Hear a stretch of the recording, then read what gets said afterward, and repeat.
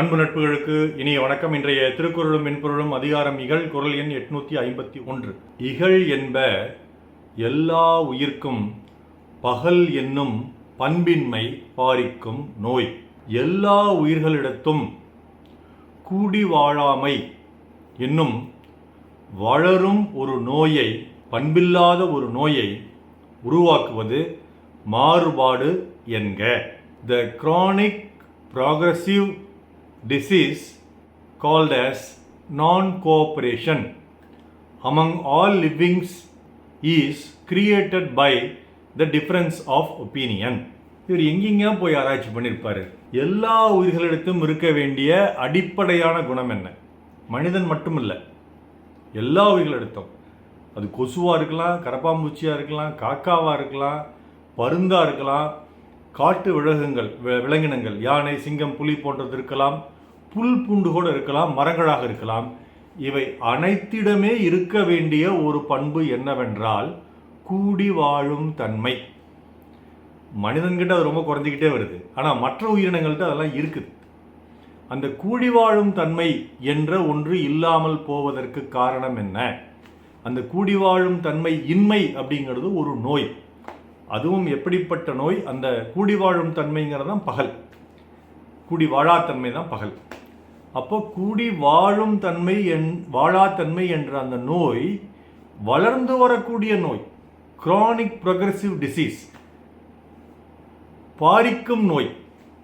நீண்ட நாட்கள் தொடர்ந்து இருந்துக்கிட்டே இருக்கும், கொஞ்சம் கொஞ்சமாக வளர்ந்துக்கிட்டே இருக்கும். அந்த மாதிரியான நோய்.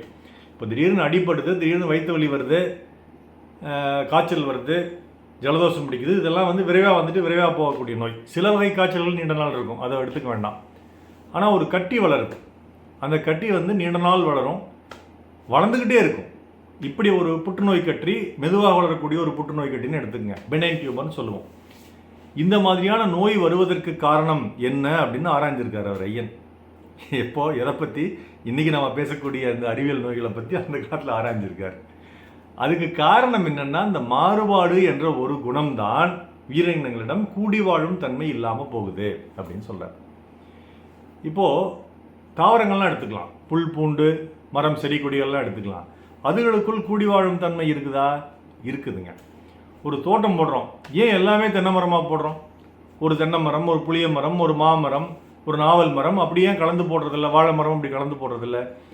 எல்லாமே ஒரே வகையான மரமான தோப்பாக இருக்கும் பொழுது அது ஒன்றுக்கு ஒன்று சில உதவிகளை செய்கிறது. ஒன்றுக்கு தேவையான நீர் என்னவோ அதை மட்டும் எடுத்துக்கொண்டு இன்னொன்றுக்கு அது நீர் தழுகிறது. மண்ணுக்கு இருக்கிற நீரை ஒரு பாக்கு மரத்தையும் தென்னை மரத்தையும் பக்கத்தில் வைக்கும்போது தென்னை மரத்துக்கு தேவையான நீரை விட பாக்கு மரத்துக்கு தேவை அதிகம். இப்போ பாக்கு மரம் என்ன பண்ணும்? அந்த நீரெல்லாம் உறிஞ்சிடும், தென்னை மரத்துக்கு கொடுக்காது. அங்கே ஒரு முரண் ஏற்படுது, மாறுபாடு ஏற்படுது. அந்த மாதிரி காக்கா கூட்டத்தை பாருங்க, அதுக்கு கற்றுக் கொடுத்தது யாருங்க?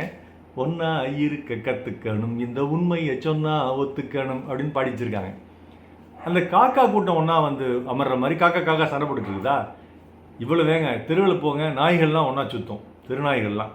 அதுகளுக்கு அதுக்குள்ளே கொஞ்சம் சின்ன சின்ன அப்பப்போ அடிச்சுக்கும். ஆனால் பெரும்பாலும் எல்லாம் ஒன்றா தான் சுற்றும். குரங்கு கூட்டமும் அப்படி தான்.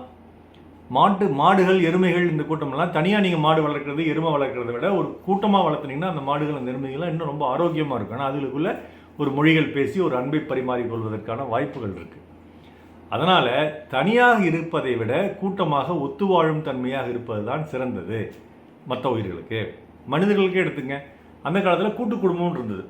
அப்போது ஒரு தலைவர் இருப்பார், அப்பா இருப்பார், அவருக்கு பிள்ளைகள் இருக்கும், அந்த பிள்ளைகளுக்கு கல்யாணமாகும்.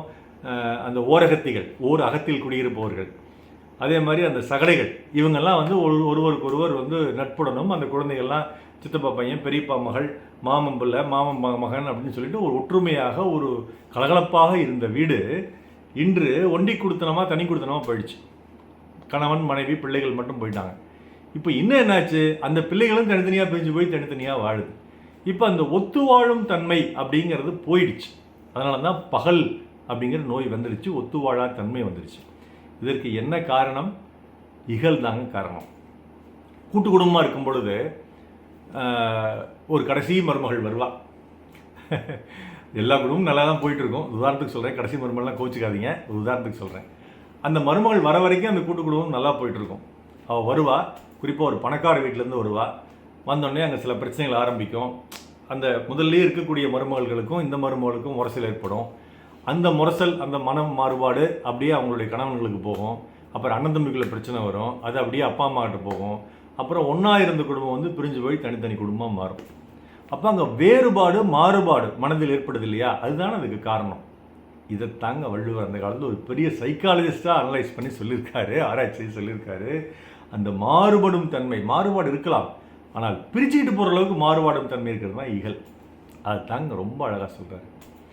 இகல் என்ப எல்லா உயிர்க்கும் பகல் என்னும் பண்பின்மை பாரிக்கும் நோய். நாள் சிறக்க நற்றமை வாழ்த்துகள். மருத்துவர் ராம செல்வரங்கம் நேத்திராலயா வழியே கடமை சேலம் கள்ளக்குறிச்சி அரூர் ஈரோடு நல்லோடு நன்றி. டாக்டர் செல்வகுரல் யூடியூப் சேனல் ஷேர் பண்ணுங்கள், லைக் பண்ணுங்கள், கமெண்ட் பண்ணுங்கள், சப்ஸ்கிரைப் பண்ணுங்கள். வணக்கம்.